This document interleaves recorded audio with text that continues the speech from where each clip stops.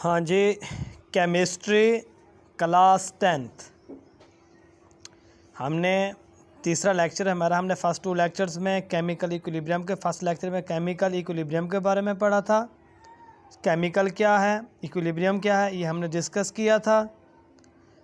Second lecture में हमने reversible reactions के बारे में डिस्कस किया था।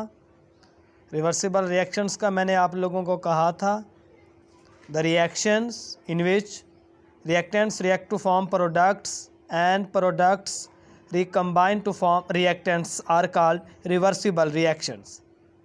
हमने कहा था रिवर्सिबल रिएक्शन में वो रिएक्शन जिनमें रिएक्टेंट्स मिलकर प्रोडक्ट्स को बनाते हैं और प्रोडक्ट्स दोबारा मिलकर उन्हीं रिएक्टेंट्स को बना देते हैं, उनको हमने क्या कहा था जी, रिवर्सिबल रिएक्शंस कहा था। एग्जाम्पल भी हमने डिस्कस की थी। हमने कहा था हाइड्रोजन गैस और आयोडीन जब आपस में मिलते हैं तो हाइड्रोजन आयोडाइड बनता है और वही हाइड्रोजन आयोडाइड दोबारा डिकम्पोज होकर आपके पास H2 और I2 को बना देता है। हमने कहा था रिवर्सिबल के बारे में कि वो इनकम्प्लीट होते हैं, कभी कंप्लीट नहीं होते और उनको हम डबल एरो से रिप्रेजेंट करते हैं। लेकिन जो आज का हमारा टॉपिक है वो है जी इररिवर्सिबल रिएक्शन। इररिवर्सिबल रिएक्शन असल में हमारे पास रिवर्सिबल का इन्वर्स है, इसका उलट है। एर का मतलब है जी नॉट, रिवर्सिबल यानी जो रिवर्स ना हो सके। रिवर्स ना होने का क्या मतलब है जी, सिर्फ एक ही डायरेक्शन में जाए और आगे वाली ही डायरेक्शन में जाए। देखिए ना, रिवर्स का मतलब क्या होता है, जो चीज़ आगे जा रही हो दोबारा पीछे आ जाए। लेकिन इधर हमने क्या कहा है कि जो रिवर्स ना हो सके, यानी ये सिर्फ क्या होगा जी, सिर्फ एक ही डायरेक्शन में मूव करेंगे। और वो कौन सी डायरेक्शन होगी जी, आगे वाली यानी फॉरवर्ड डायरेक्शन होगी। इनकी डेफिनेशन देखें, reactions in which reactants react to form products but products don't recombine to form reactants are called irreversible reactions. वो रिएक्शन जिनमें रिएक्टेंट्स मिलकर प्रोडक्ट्स को बनाएं लेकिन प्रोडक्ट्स दोबारा मिलकर रिएक्टेंट्स को ना बनाए, ऐसे रिएक्टेंट्स आपके पास क्या होंगे जी, ऐसे रिएक्शन आपके पास क्या होंगे जी, इररिवर्सिबल रिएक्शन। यानी ये सिर्फ एक ही डायरेक्शन में मूव करें और वो डायरेक्शन है जी फॉरवर्ड डायरेक्शन। जैसे एग्जांपल में देखें आप लोग, H2 + O2 हाइड्रोजन और ऑक्सीजन आपस में मिल रहे हैं और हमारे पास क्या बन रहा है जी, H2O वाटर बन रहा है। अब देखें, वाटर दोबारा इन्हीं दो चीज़ों को तो नहीं बना रहा ना। अब आप कहेंगे कि सर लेकिन हमने तो 9th में चैप्टर 7 में पढ़ा था कि जब हम वाटर में से इलेक्ट्रिसिटी को पास आउट कराएं तो वो H2 और O2 को दोबारा बना देता है। जी वो ऐसा होता है, लेकिन वो आपके पास रिवर्सिबल रिएक्शन नहीं है, वो आपके पास डिकम्पोजिशन रिएक्शन है। वो रिवर्सिबल क्यों नहीं है, क्योंकि रिवर्सिबल के लिए ज़रूरी है कि आपके पास एनर्जी चेंज ना हो।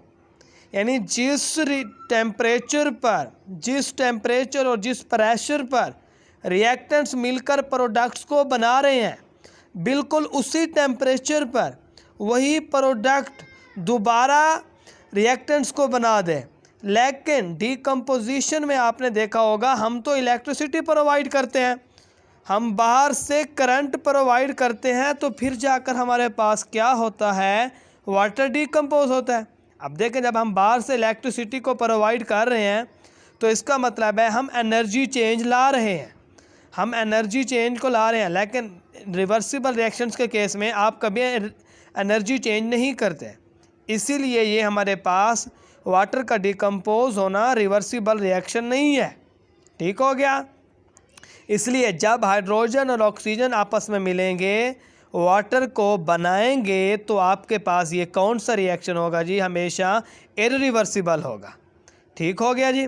और इसके बाद हमने कहा कि ये they are represented by single arrow. इनको हम सिर्फ एक ही एरो से रिप्रेजेंट करते हैं। एक एरो से क्यों रिप्रेजेंट करते हैं, क्योंकि ये एक ही डायरेक्शन में जा रहा है और वो कौन सी है, फॉरवर्ड।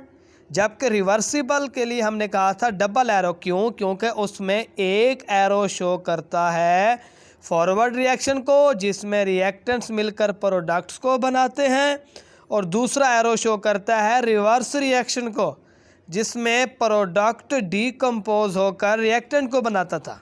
लेकिन इस केस में तो ऐसा नहीं है कि सिर्फ रिएक्टेंट्स मिलकर ही प्रोडक्ट को बना रहे हैं और प्रोडक्ट दोबारा रिएक्टेंट्स को नहीं बना रहा। इसलिए हम इसे क्या कहते हैं जी, इररिवर्सिबल, और इसलिए हम इसको सिंगल एरो से रिप्रेजेंट करते हैं।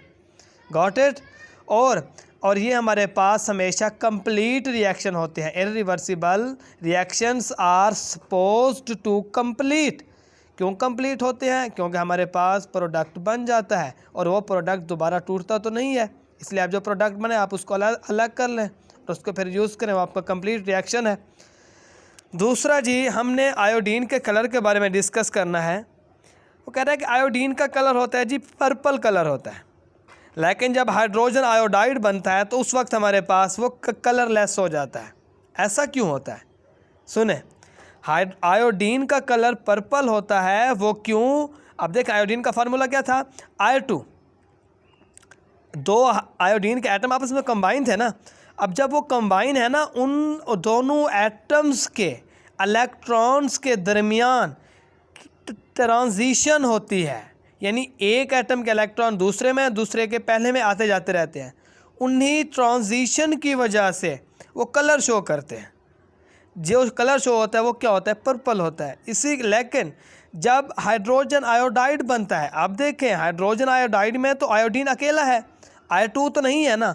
इसीलिए जब I2 नहीं है, आयोडीन अकेला है, तो इलेक्ट्रॉन्स की ट्रांजिशन भी नहीं होगी।